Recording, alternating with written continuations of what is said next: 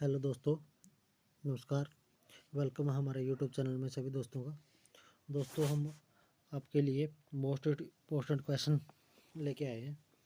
चलिए हम अपने क्वेश्चन की ओर चलते हैं। प्रश्न नंबर 1, कंडक्टर ਦੀ ਇੱਕ परत वाले तार ਵਿੱਚ कुल कितनी तारा ਹੁੰਦੀਆਂ ਹਨ। दोस्तों, जो आपका कंडक्टर होता है 11 kV के ऊपर, उस कंडक्टर की तारें होती हैं, आपने देखा होगा तार पतली होती है, मोटी होती है, उससे भी मोटी होती है, 3 परतें वाली 4 परतें वाली होती है। तो इसके अंदर क्या पूछा है, जो एक परत वाली तार होती है उसके अंदर कितनी तारें होती हैं, जो दो वाली कितनी है, दो वाली में कितनी होती हैं। चलो हम देखते हैं दोस्तों। जो एक परत वाली तार होती है उसके अंदर आप देखेंगे 1+6 क्या होता है। एक तार जो ये होती है, ये होती है आपकी जी स्टील वाली तार, ठीक है, और ये होती है एल्यूमिनियम की 6 तारें, ठीक है। ये 11 kV में चलती है ज़्यादातर तार। इसी तरह दो परत वाली तार में कितनी होती हैं, 1+18 टोटल 19 तार। और तीन परत वाली तार में 1+36 टोटल 37 तार। चार परत वाली तार में 1+60 टोटल 61 तार। 5 वाली में 1+90 91। और 6 वाली में 1+126 टोटल 127 तार। और 7 परत वाली तार 1+168 उसके प्लस 169 तार हो जाएंगी। तो ये क्या होता है दोस्तों, जो तार का साइज होता है इन्हीं से ही तार बढ़ता है। आप देखते हैं पहले इतने पतली मोटी होगी, फिर उससे ज़्यादा इतनी होगी। तो क्या होती है, इसके अंदर तारों की गिनती बढ़ती जाती है। जितनी ज़्यादा तारें होती हैं उसके अंदर की वो क्या होता है, वो तारों की गिनती बढ़ जाती है।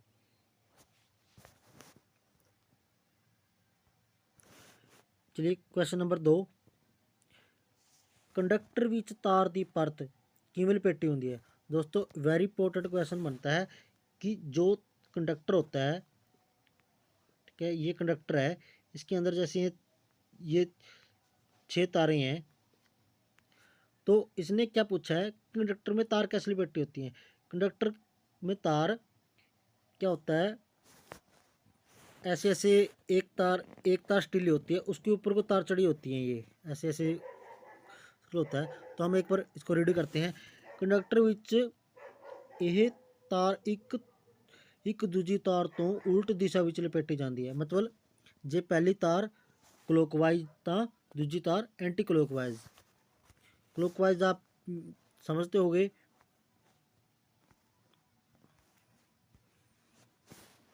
क्लॉक जो आपका ये क्लॉक होता है, ठीक है।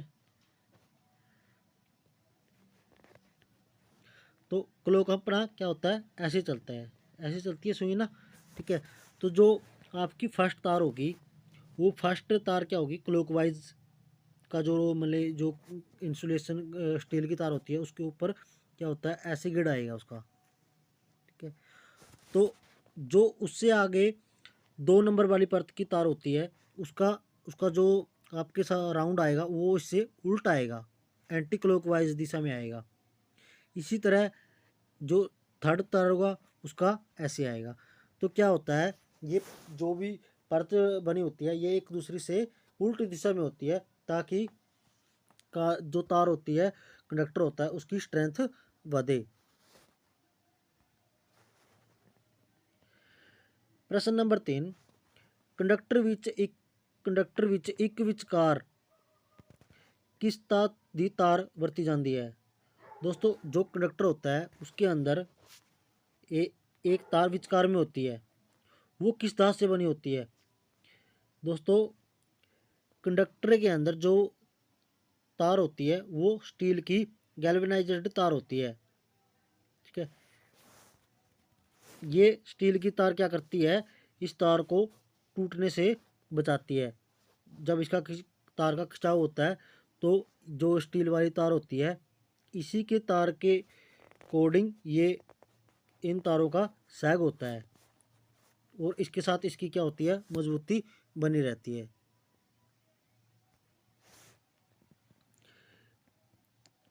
प्रश्न नंबर 4, कंडक्टर विचकारले स्टील दी तार नूं जंग लगण तो बचाउण लई की ਕੀਤਾ ਜਾਂਦਾ है।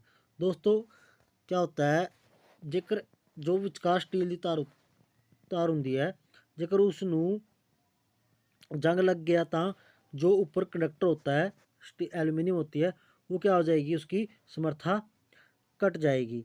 इसीलिए जो स्टील वाली तार होती है उसको जंग से बचाने के लिए उसके ऊपर जिस की परत चढ़ाई जाती है ताकि उसको जंग ना लगे और जो इसकी म्याद होती है दोस्तों, इसकी म्याद बद समय लई हो सके।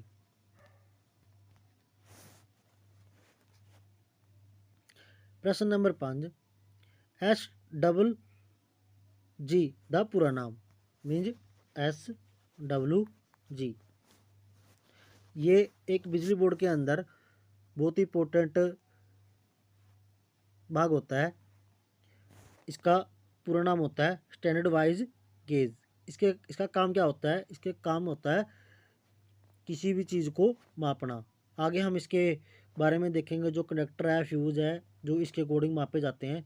तो हम अगले जो अपने नेक्स्ट क्वेश्चन है उसके अंदर इसके विकार में पूरी जानकारी मिलेगी आपको।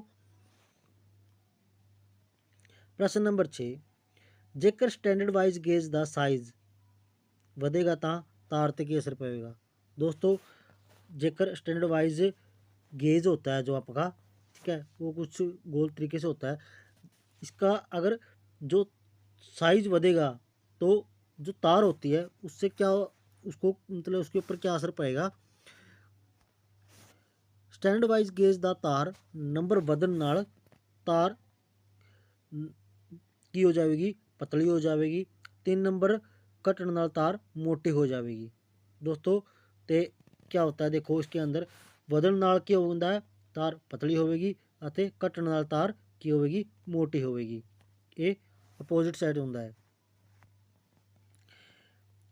प्रश्न number 7, standard wise gauge case दा छोटे तो छोटा नंबर कितना होता है। जो आपका स्टैंडर्ड वाइज गेज होता है दोस्तों, कुछ तो इसका क्या होता है, सब तो छोटे छोटा नंबर। दोस्तों इसका सब तो छोटे छोटा नंबर क्या होता है, 46। तो बड़े नंबर होता है 70। वेरी इंपॉर्टेंट क्वेश्चन है दोस्तों। इसके अकॉर्डिंग आपको बहुत सारे क्वेश्चन आगे मिलेंगे। ट्रांसफार्मर के ऊपर भी काम करेगा, कंडक्टर के ऊपर भी काम करेगा। तो दोस्तों हम ये आपको एक बताना चाहते हैं कि बहुत स्टूडेंट के मेरे को फ़ोन भी आए हैं, तो वो बोल रहे हैं क्या आप लाइव क्लास दीजिए। दोस्तों लाइव क्लास देने के लिए सब्सक्राइब 100 के करीब सब्सक्राइब होने चाहिए। तो क्या है दोस्तों, हमारा चैनल अभी बना है जिसके लिए हम इतने हमारे सब्सक्राइब नहीं है। अगर आपको सब्सक्राइब लेना है तो हमारी वीडियो को जितना ज़्यादा हो सके आप उसको शेयर करें ताकि हमारे सब्सक्राइबर बढ़ें और हम जल्दी से जल्दी आपको लाइव आके आपको क्लास दे सकें। और जो बिजली बोर्ड के अंदर जो एग्ज़ाम होने वाला है उससे पहले आपको अच्छी से अच्छी तैयारी करा सकें, जिसके के साथ आप बिजली बोर्ड के अंदर सेलेक्ट हो और आपका जो एम है वो सक्सेसफुल हो। क्वेश्चन देखते हैं। प्रश्न नंबर 8, बिजली बोर्ड ਵਿੱਚ सब तो ਵੱਧ ਕਿਹੜੇ इंसुलेटर ਵਰਤੇ ਜਾਂਦੇ ਹਨ। दोस्तों बिजली बोर्ड के अंदर सब तो ਵੱਧ ਪੈਰਾਫਿਨ इंसुलेटर ਵਰਤੇ ਜਾਂਦੇ ਹਨ। क्वेश्चन नंबर 9, बिजली बोर्ड ਵਿੱਚ कितने प्रकार के इंसुलेटर वरते जाते हैं। वेरी इंपॉर्टेंट क्वेश्चन है। जो इंसुलेटर होते हैं वो कितने प्रकार के होते हैं, आइए हम देखते हैं। दोस्तों उत्तर नंबर देखो, उत्तर पहला होता है पिन इंसुलेटर। पिन इंसुलेटर आपका ऐसा होता है, थोड़ा सा हम आपको बता देंगे। इसके चूड़ियाँ के साथ होता है, ठीक है। ये आपने पोल होता है जो ठीक है। पोल के ऊपर आपने देखा भी होगा, एक ऐसे लगे होते हैं, ठीक है। इनके ऊपर क्या होता है, तारें की होती हैं, ठीक है। ये होते हैं पिन इंसुलेटर। पिन इंसुलेटर का मतलब क्या होता है, इसके अंदर चूड़ियाँ होती है जो पिन के ऊपर कसी जाती हैं, इसलिए इनको पिन इंसुलेटर बोलते हैं। और एक होता है डिस्क इंसुलेटर। डिस्क इंसुलेटर होता है, ऐसे होता है वो, इसके अंदर यहाँ से डिस्क होती है। ये क्या होता है कि प्लेट की तरह होता है, प्लेट जो अपनी प्लेट होती है ना, प्लेट की तरह होता है। इसके अंदर दो तीन इसके जो डिस्क डिस्क होती है, डिस्क दो तीन प्रकार की होती है, जैसे टंग और कैलिविस टाइप, बॉल और सॉकेट टाइप, पॉलीमर इंसुलेटर। और 3 नंबर पे है साइकिल इंसुलेटर। और 4 नंबर पर स्टे और एग इंसुलेटर। साइकिल गोल है, ठीक है, और स्टे एग होता है थोड़ा सा ऐसा। और एक होता है पोस्ट इंसुलेटर। पोस्ट इंसुलेटर ये आपका ट्रांसफार्मर का जो ब्लेड होता है ना, ब्लेड इसी पे ऊपर लगता है, कि ये थोड़ा साइज़ में बड़ा भी होता है। कि ये 5 प्रकार के आपके जो इंसुलेटर होते हैं। प्रश्न नंबर 10, डिस्क दी मैकेनिकल ताकत। डिस्क का हमने आपको बताया है, ठीक है। डिस्क 2 प्रकार की होती हैं, डिस्क दो तीन प्रकार की होती हैं। तो इसके अंदर क्या बोला है, जो डिस्क होती है, जैसे आज आज के में बिजली बोर्ड के अंदर पॉलीमर इंसुलेटर डिस्क ज़्यादा चल रही है, तो उसकी जो मैकेनिकल ताकत है वो इसमें पूछी गई है। डिस्क को अगर यहाँ से ऐसे लटका के इसको तार डालेंगे इसके अंदर, तो इसकी जो मैकेनिकल ताकत होगी वो होगी 7000 किलोग्राम। अगर इस डिस्क को ऊपर के साइज में लेंगे, मीन्स खिंच लड़ी में, तो इसकी जो ताकत बनेगी वो 9000 बनेगी। प्रश्न नंबर 11, सब स्टेशन दियाँ किनिया किस्म होंदियां ने। Sub station means grid. ਇਹ 3 किस्म ਦੇ ਹੁੰਦੇ ਹਨ, pole mounting service station, indoor substation और प्लेथिंग टाइप सब स्टेशन। प्रश्न नंबर 12, पोल धरती विच कितना हुंदा है। दोस्तों जो पोल होता है, पोल आपका 8 मीटर, 9 मीटर और 11 मीटर, 3 प्रकार के पोल होते हैं। तो इसमें क्या पूछा है, जो पोल का साइज होता है 8 मीटर, 9 मीटर, 11 मीटर, इसमें से कितना पोल धरती के अंदर, मतलब जमीन के अंदर गड़ते हैं। जमीन के अंदर 5 फुट मीन्स 1500 सेंटीमीटर आपका जो पोल है इस जमीन के अंदर गड़ेगा। प्रश्न नंबर 13, ट्रांसफार्मर बेड तो कितनी ऊंचाई तो होंगे है। जो ट्रांसफार्मर का बेड होगा, बेड क्या होता है, जिसके ऊपर ट्रांसफार्मर को रखना होता है, इसकी जो आपकी जो ज़मीन है इससे ऊंचाई पूछी गई है। इससे क्या होता है, ये आपका 8 फुट, पोल के 8 फुट ऊपर आपका बेड लगेगा। ट्रांसफार्मर के ऊपर एक पूरा इसके अंदर ना एक पूरा डायग्राम बनता है, और हर एक डायग्राम के ऊपर आपको हर एक चीज़ का आपको मतलब साइज दिया हुआ है भी कितने साइज पर क्या चीज़ लगेगी, फ्यूज़ लगेगी, हैंडल कितने पर लगेगा, अर्थिंग कितने पर लगेगी, फ्यूज़ यूनिट कितने पर लगेगी, गाइडिंग क्लब कहाँ लगेंगे। तो एक हम आपको नई वीडियो में बनाएंगे, तो इन सभी के बारे में हम आपको बताएंगे क्या कि कौन सा चीज़ कौन से कितने सेंटीमीटर पर लगेगी। और इनसे रिलेटिव आपको एग्ज़ाम में एक क्वेश्चन आपको ज़रूर मिलेगा, क्या या आप कोई फ्यूज यूनिट पूछ सकते हैं, या आपको बेड पूछ सकते हैं, या आपको कोई मतलब ये आपका पूरा ट्रांसफार्मर होता है। तो इसके अंदर से आपको एक क्वेश्चन आपको ज़रूरी मिलेगा।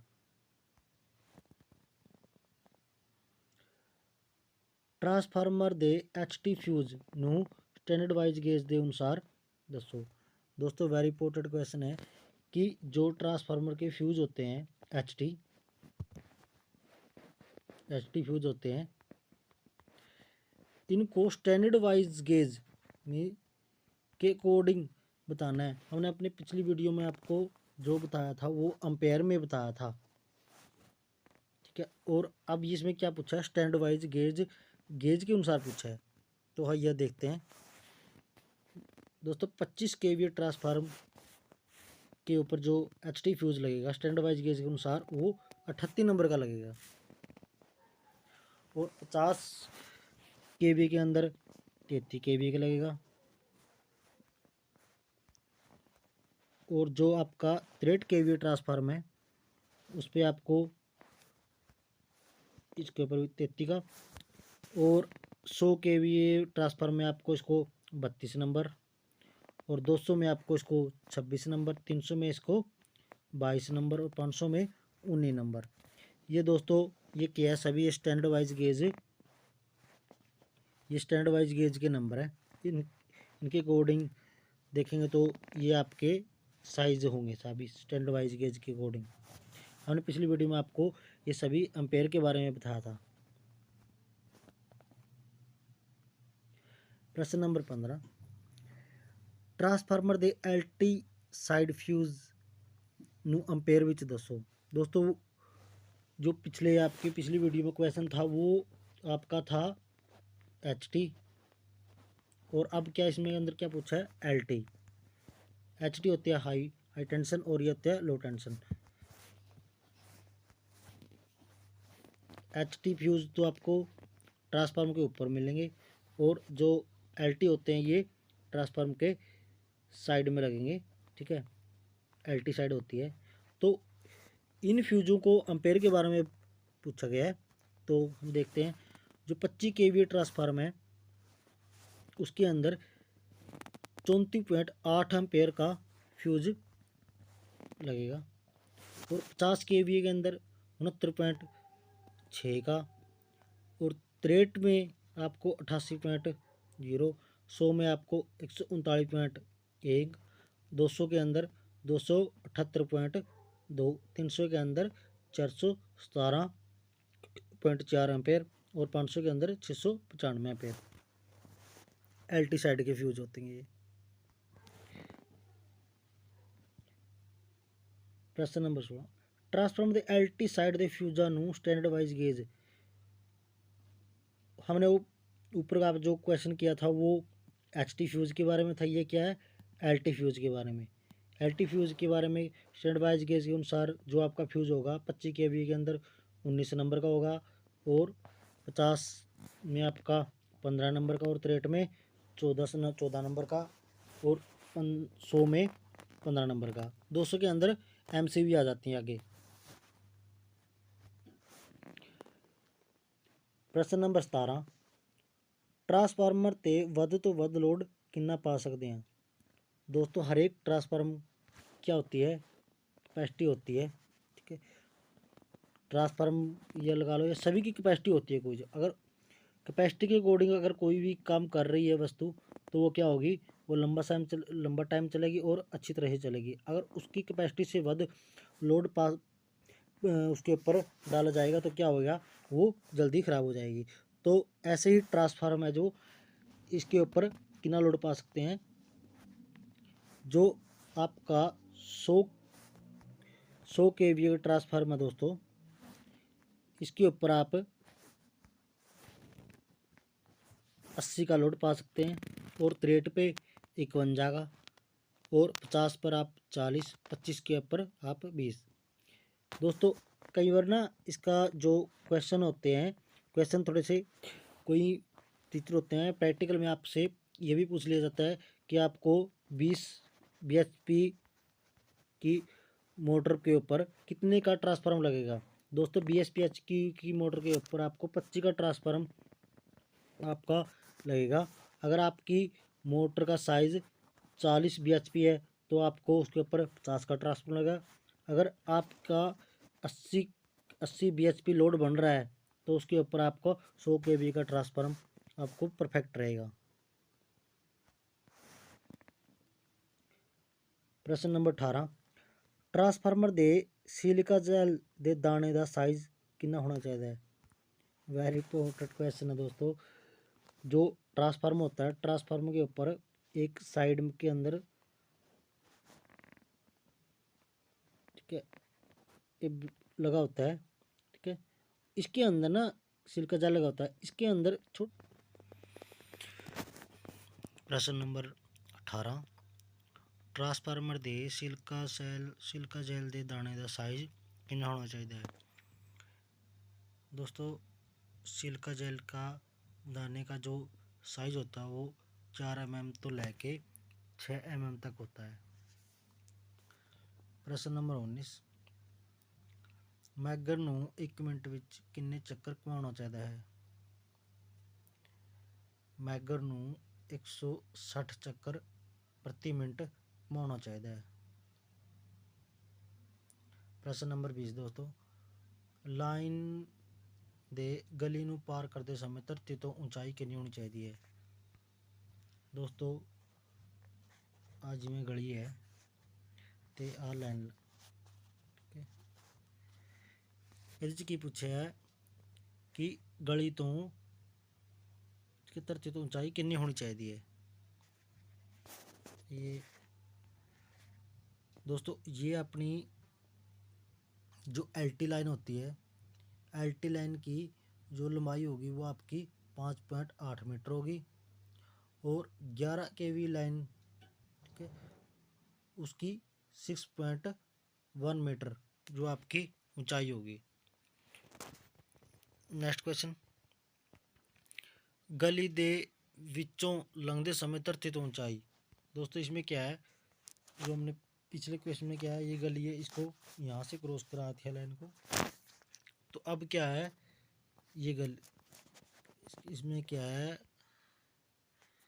ये गली है तो इसके यहाँ से लाइन जाएगी, यहाँ से, ये आपकी लाइन है और ये आपकी गली है।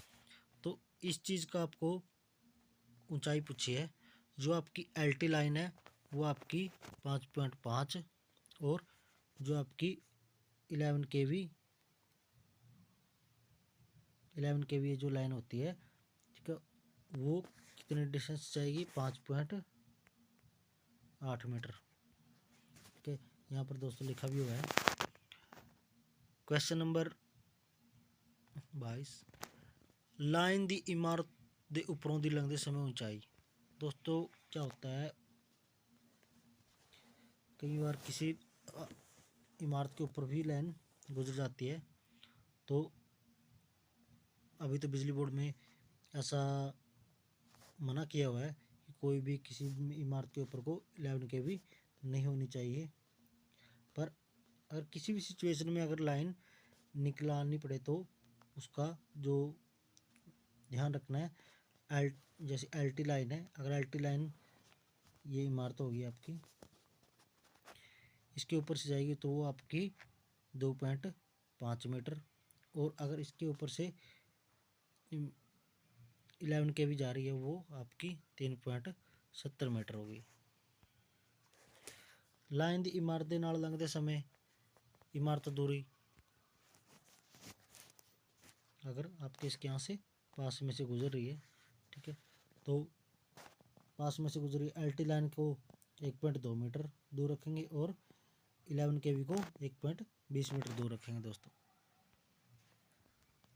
प्रश्न नंबर 24, 11 kV लाइन दी दरख्तां तो कितनी दूरी रखनी चाहिए है? जो 11 kV लाइन होती है वो दरख्तों से 1.5 मीटर दूर होनी चाहिए।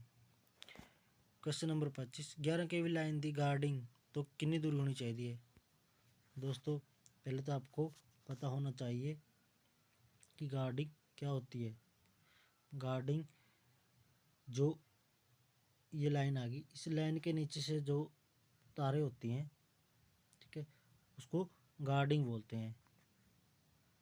ठीक है, इसका काम क्या होता है, जेकर कभी भी कोई भी 11 के भी लाइन ब्रेक डाउन होती है तो वो नीचे ना गिरे, और इनके ऊपर गिरने से क्या हो जाता है, ये एक अर्थ की होती है गार्डिंग, ताकि यहाँ डिगने से कोई जानी माल नुकसान ना हो और लाइन जल्दी से फाल्ट हो जाए, और जो भी नीचे भी कोई भी जानी माल नुकसान होने से बचत रह जाए।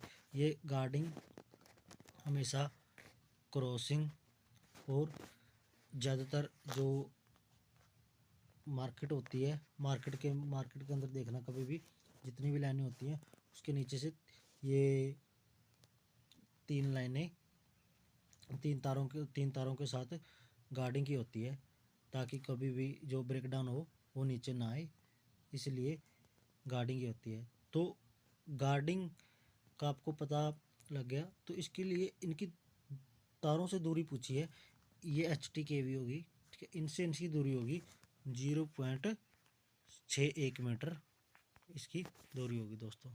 थैंक यू दोस्तों।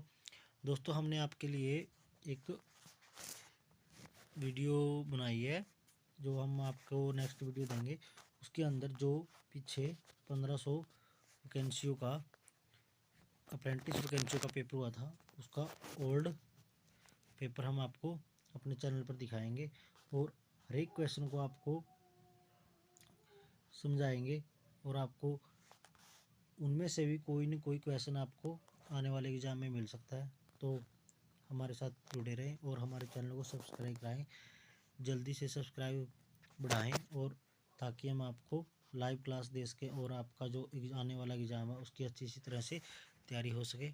थैंक यू दोस्तों।